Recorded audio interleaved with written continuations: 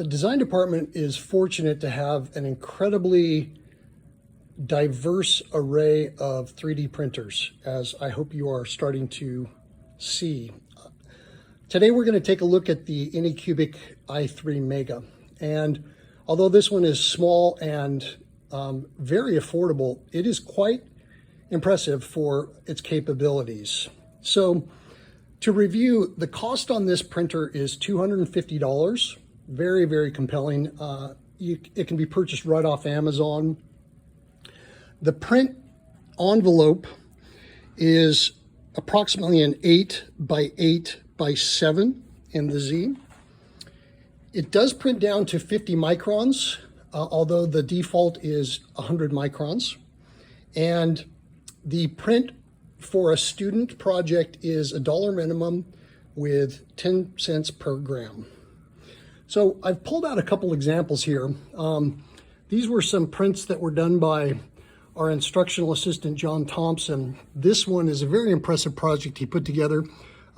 Fully articulated model that is essentially an action doll. Here is the bust of Groot to show you some of that detail.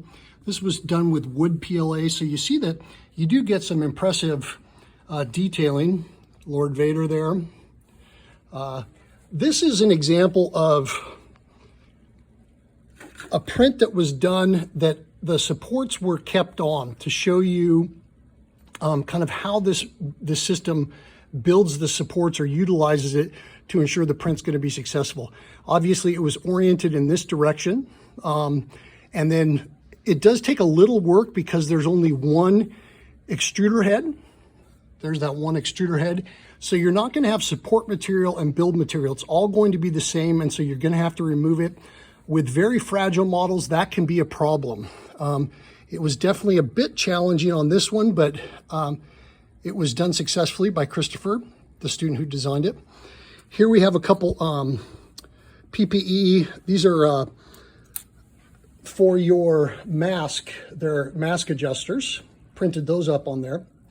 And this has a heated bed, as we might recall.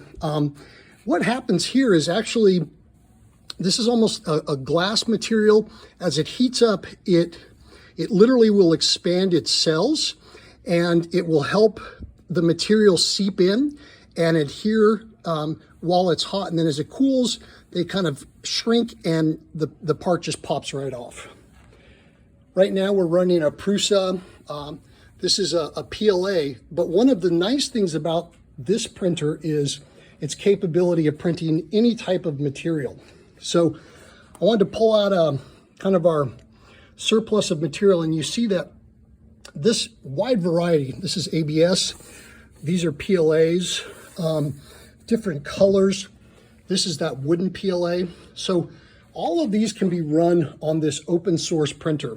And so that's a very compelling plus on this printer.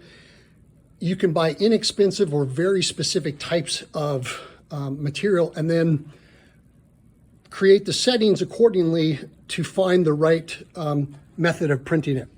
Another pretty cool technique or method is making your own. And I wanted to show you this device that we purchased off one of the incubators of design. I'm trying to think, Go Fund It, I believe it was.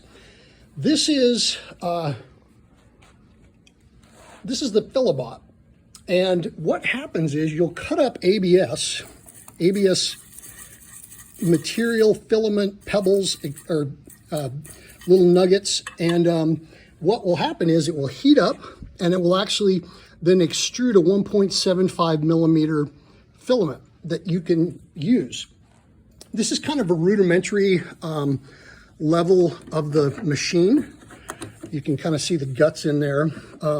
This was the first generation, definitely. They have much more sophisticated machines now.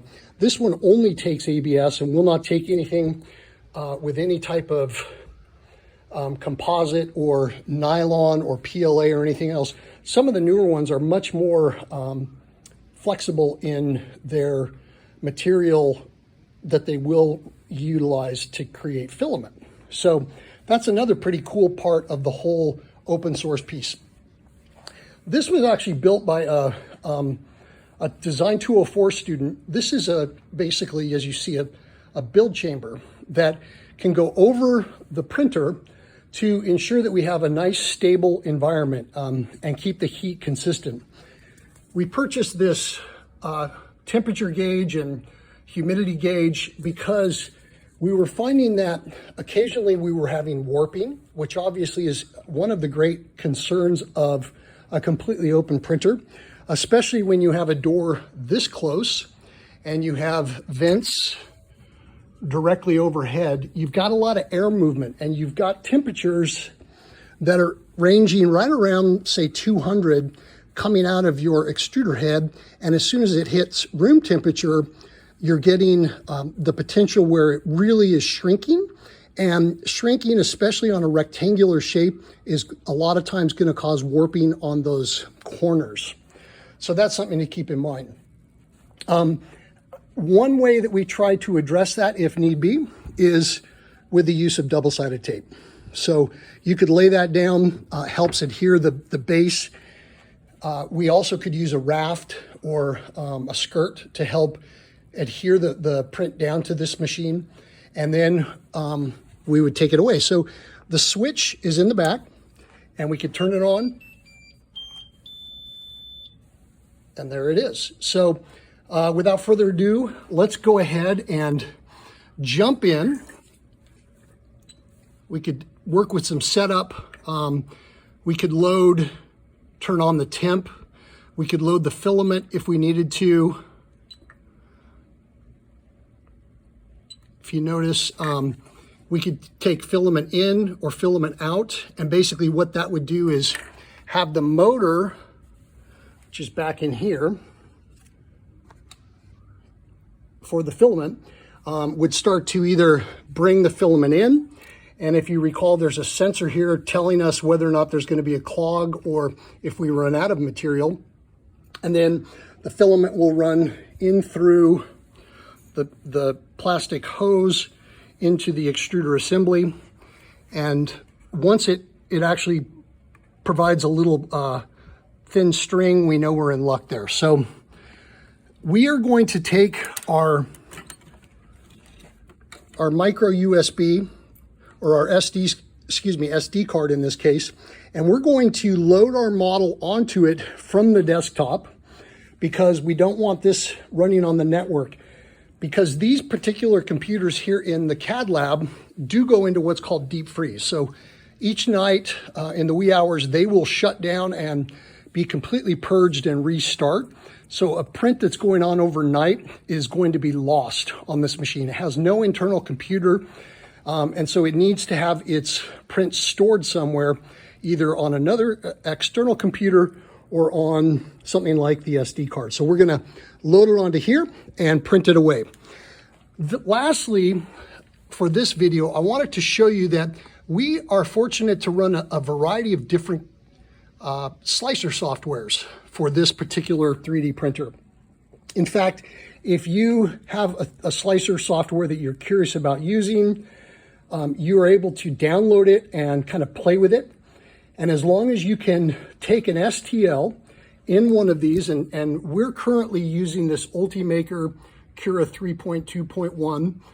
Slicer 3R is another one that we've played with, but there's a whole variety of them out there, either free or for pay. And if you can take that STL and move it into a G code, that is all the information that a 3D printer will need. And so any number of these 3D slicers will do that.